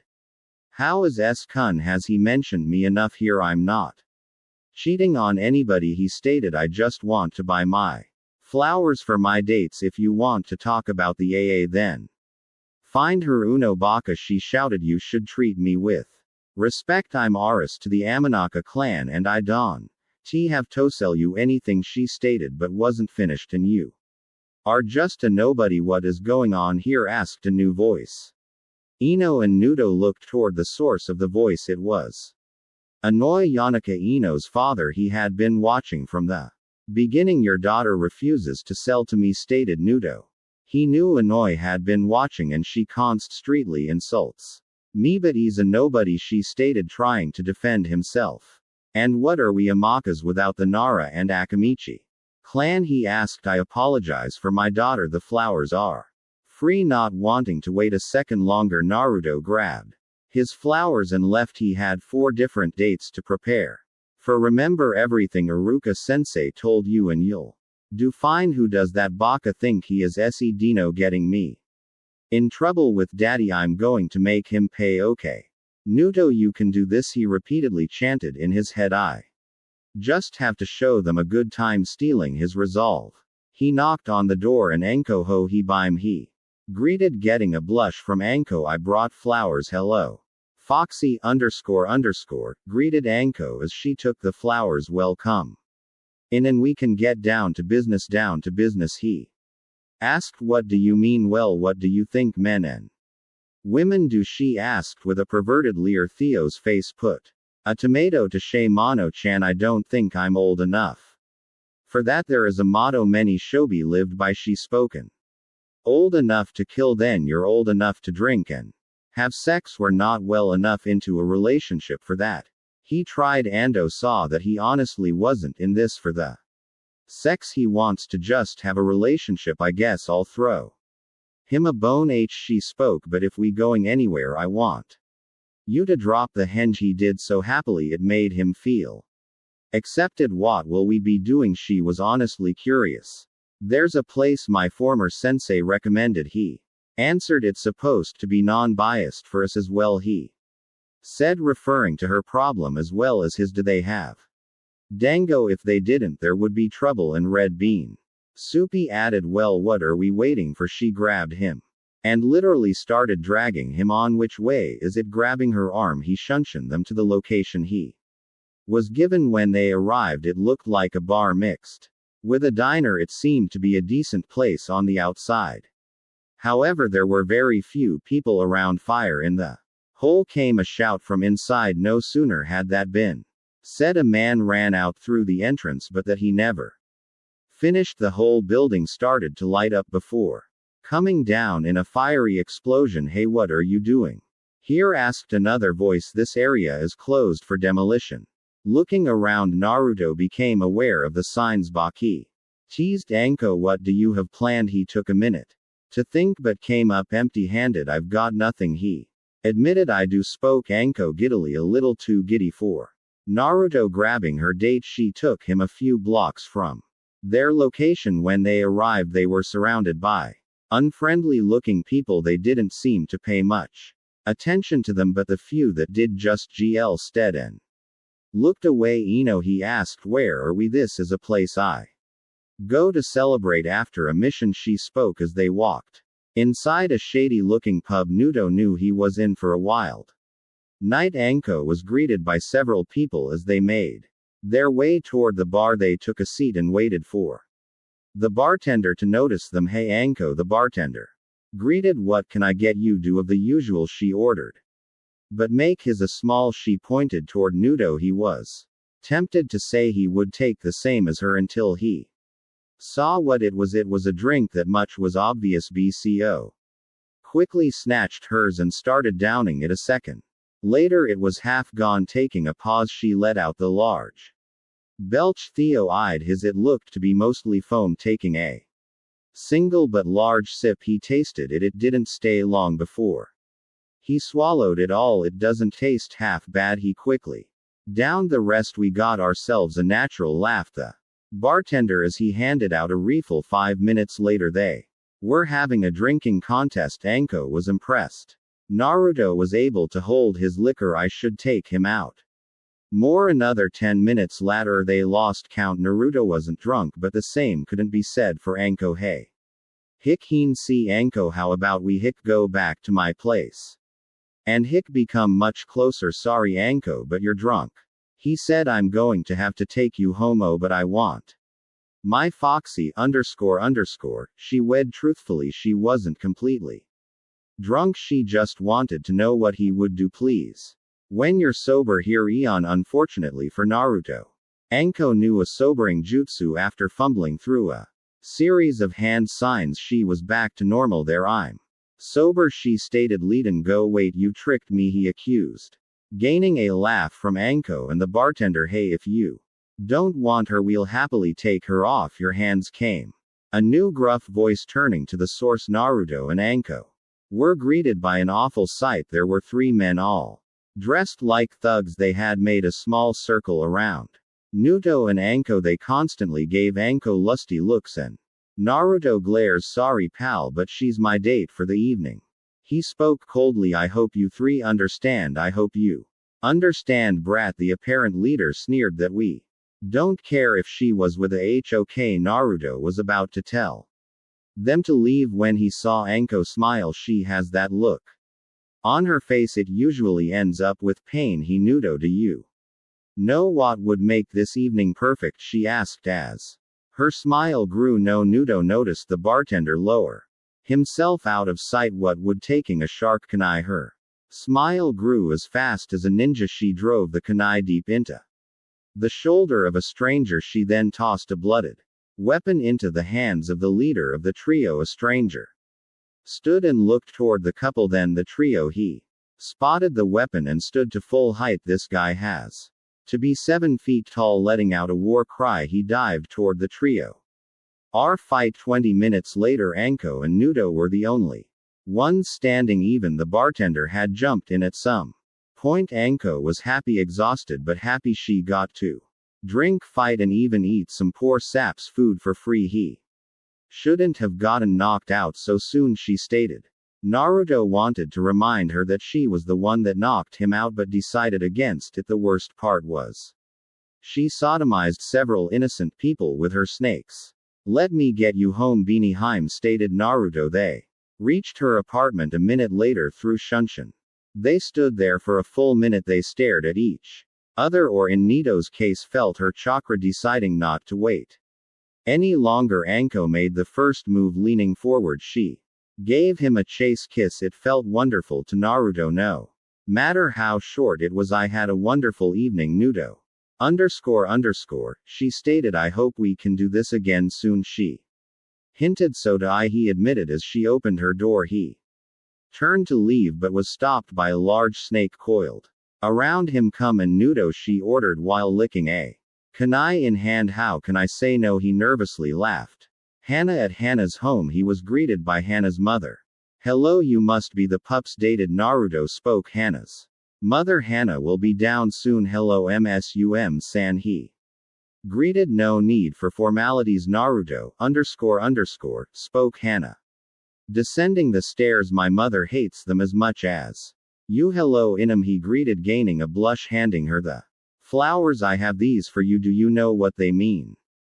Pup Soom asked, looking at the colors, gaining a nod from Nudo. Have a good time, Pup soon, before taking a teasing tone. Have her back before 10 and don't let me know if you're in the house. Mother Tum wasn't finished. Don't forget I want grand. Pups grabbing Naruto by the hand, she dragged him out. Once they arrived at the destination, Nudo dropped his disguise. They were in an open field on top of the HOK monument, and the field width was a blanket and picnic basket. Inside Hana could smell a lot of delicious items. It was making her appetite grow. Letty started Hana outside with a beautiful view. Delicious food. You did your homework on Inuzuka women, Newton? I tried my best, he said. Sukun, he offered. They were Hana's favorite. She was even more impressed when she found he had made them himself. They sat and ate in silence. It was a comfortable silence, but still silent. Hana decided to break it. Nudo Kunin, she called, gaining his attention. Where are we? The Hokage monument. He too was glad the silence was broken. This was my first comfort spot, he stated. I still come here to think, why did we come here instead of your field? Look up, he answered. They sit in the vastness that we know nothing about. They hide from us in the day while staying in plain sight. She saw what he meant. The stars. They're beautiful, she whispered. Yeah, you are, he whispered, thinking she hadn't heard. She did. Naruto, can I touch your whiskers? She cautiously asked. Nudo, visibly tensed at the request. He didn't let many people touch his whiskers, and the ones he did were rarely to Naruto. That was a very intimate thing. As he thought the request over and over in silence, Heinous took that as a no. Sorry, I asked.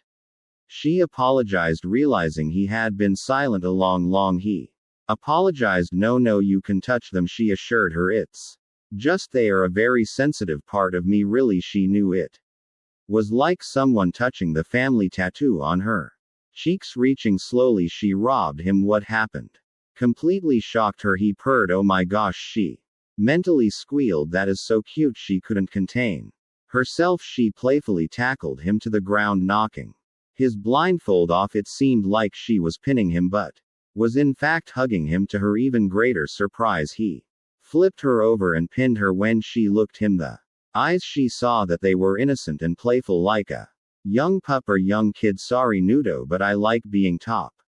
They repeated the process over several times. It wasn't long before they were running and chasing each other on all fours. They looked like a fox and a dog playing. It felt great. For Hana, she felt like a child again, not a soldier. She wished it could last forever, but all great things must come to an end. I hope you enjoyed yourself. In Nuheim, spoke Nudo as they approached her home. I did, Naruto see, and she said I felt like a pup again, she admitted, blushing. She then stared at Nudo. How would you like to come in? It was Nutke turned to blush. He quickly recomposed himself. He leaned in to kiss her and turned to leave. He didn't get far. In front of him were the triplets, growling fei-felly at him. They seemed to have surrounded him. The center triplet stepped forward and pointed his paw toward Hana. I think I'll take you up on that offer, Hana-chan, he stated, but could you call off the triplets? Yua. Hello, Yuzu, he greeted as he handed her the flowers. Hello, Naruto, __, she returned. They are beautiful, so where are we going? Well, I know how you're tired after you and rarely relax, he spoke, and she admitted it was all true. So I've planned for a smooth and calm evening for you. Naruto held to his word. He had taken her to see the latest Princess Gale movie. It was a few days after airing, so it was relatively empty. They watched in peace. Yugao was impressed when Naruto made no attempts to feel her up. He simply let her watch in peace. Once the movie had finished, they had taken a stroll through an abandoned park. I've got to admit, Naruto, she started. This simple evening has been amazing. Deciding to take a break, they sat on a bench. He noticed that Yuga would constantly rub her shoulders. Are you okay? he asked. Buga smiled at his concern. Yes, just a little stiff. I could give you a shoulder rub, he offered, if you don't mind. If you do, I totally understand. She thought the offer over in her head. He seems to want to help. He hasn't made any perverted attempts. I'll trust him. Sure, she answered, turning so that she wasn't facing him. They began. He started by giving gentle rubs and kneads. These earned groans of pleasure from Yuga. With these encouragements, he added a bit of pressure, and the groans grew louder. Naruto, would you mind adding a little chakra? she requested. I don't mind, but my chakra isn't good, he offered. My chakra destroys while my blood heals, though. She had forgotten about the fox. I could use that, he offered. Their blood, yes, but he trailed off. But what, you'll need to take off your shirt. He flinched and brought his hands up for defense. Not the face. Relax, I'm not going to hit you, Naruto, she assured him. I've already taken my sheer tee off. When did you? he asks. Why, you're wearing a blindfold, she explained. As long as it stays on, then I know you aren't a pervert. Don't worry, he promised. It'll stay on. Pulling out a kunai, he made a small but deep cut on each hand. He let the blood fill his hand. Before the wound healed, they close faster. Now began to rub around where she felt the tensest. The groans increased further as the blood healed the pain. Noon called. Yua, yes, he asked. Instead of answering, she simply turned toward him. Because of the blindfold, he wasn't aware of the expression on her face. Leaning forward, she gave him a deep kiss. It was a complete surprise to Naruto, but he loved it. Before he knew it, she had knocked him to the ground, removed his blindfold and some of their clothes. Yuan, he gasped, you're moving a bit too fast. Shish. She shushed him, but she silenced him by drawing a kunai and slamming down beside his head. She drew a second one. You were saying? She asked. Nothing. Kurai. Hello, Bime, he greeted, handing the flowers over. None, she greeted with a smile. What have you planned? I was thinking a nice dinner, he stated. There is a place that makes great seafood. Taking his arm, they shined away. They appeared in front of a small casual restaurant. Hello, I'd like a table for two, requested Naruto. Table for one coming right up, the greeter spoke with a sneer. If you would please follow me, miss. I think you misheard him, spoke Kurenai. He said a table for two. She spoke with emphasis. I'm sorry, miss, but we don't serve. He seemed to think of a right word that he pointed as if accusing it would be bad for business. I see, spoke Naruto. Time to gather my first bit of fear. Removing his blindfold, he allowed his new eyes to be seen. Seeing the fear in the greater, he decided to take it up a bit. He allowed his hinge to unravel slowly. For added effect, he gave his best furl smile. It would have made Anko proud. Now about that table, he stated coldly. Able for two coming up. They were quickly seated and abandoned by the greeter. The waiter, after seeing the look, took their orders and disappeared as he attempted to reapply his disguise but was stopped. I want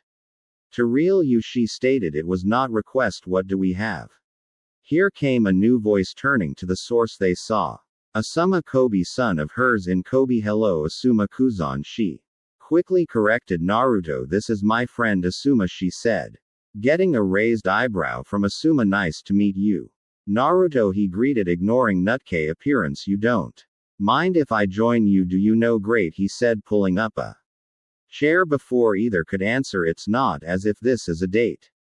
Is it actually? It is, corrected Kurai. What Asuma was in total shock, but too later Suma stated K and I fiercely, we'd like to enjoy our date. She really hoped he caught the hint. He didn't. How did you two meet? He asked. I'm trying to teach him a bit on Gain Jutsu, she answered. G Jutsu, ha, he thought on it. Wouldn't you prefer ninjutsu or even to jutsu? It seemed reasonable with all the chakra and stamina Naruto was set to pice. It was well known from his prank spree. Actually, I've seen how useful game jutsu is firsthand, stated Naruto. For T-jutsu, a blade can do a lot more than a punch. I understand the blade part. One use them myself, agreed Asuma, but you usually can't use gain jutsu in combat without support time or focus, reason to Suma.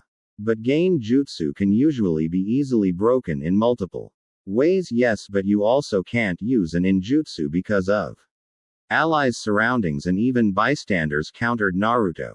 Also, if the gain jutsu is strong enough or the wielder is skilled enough, then those things are unimportant. True, but Kurenai was upset that Asuma was ridiculing gain jutsu, her specialty. She was happy that Naruto was defending the art as she watched the arguments continue. Their food arrived, as did Asuma's. When did he order? Asuma then began to light a cigarette. This seemed to irritate Kurenai, which in turn irritated Naruto. If Asuma noticed their expressions, he happily ignored it. Could you please not like that here? Asked Naruto. Asuma took a light look around before speaking. Don't worry, he said, there are no smoking signs. This irritated both Kurai and Naruto further. Okay, how about this? Tried Naruto. Let's make a deal. What kind? If I can prove right here right now that G-jutsu is just as useful as ninjutsu, he thought, then you pay for our dinner. He agreed, and if not, you pay for my steak and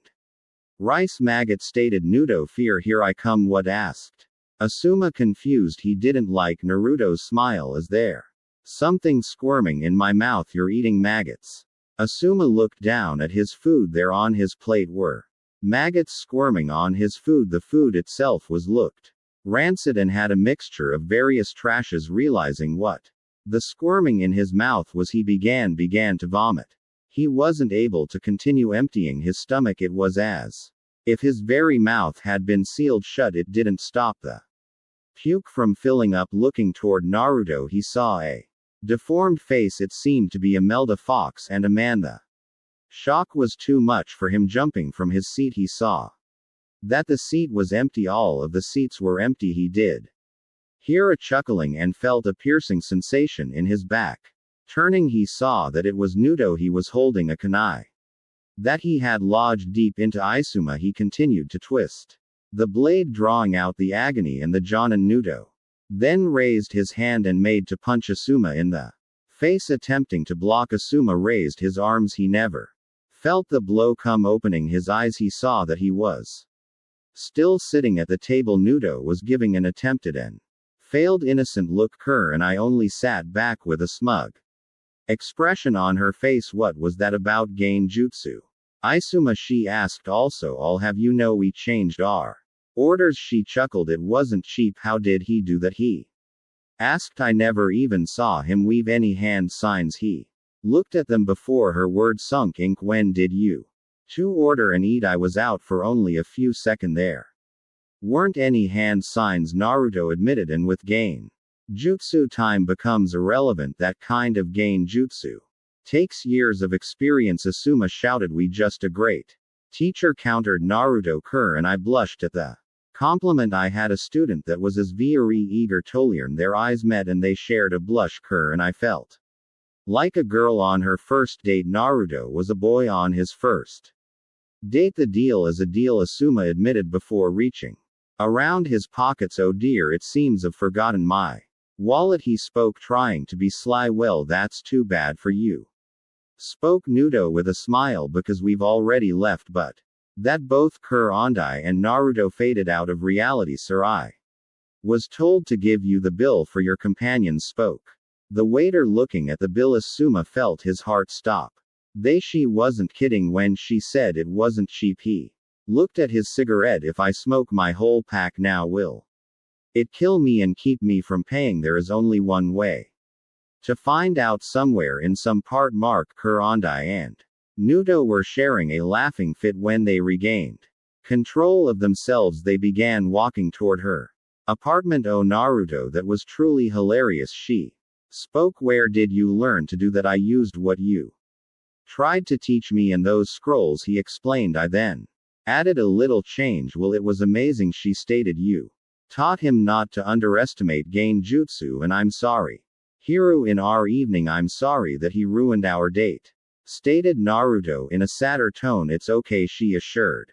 Honestly, but I'd feel much better if I could make it up to you, he stated. I know, look that way. He gestured toward the sky, looking in the direction she saw something that truly amazed her. The sun said. She watched as the village was illuminated by the setting fireball. It was as if the sun was trapped in a state of orange and crimson perfection.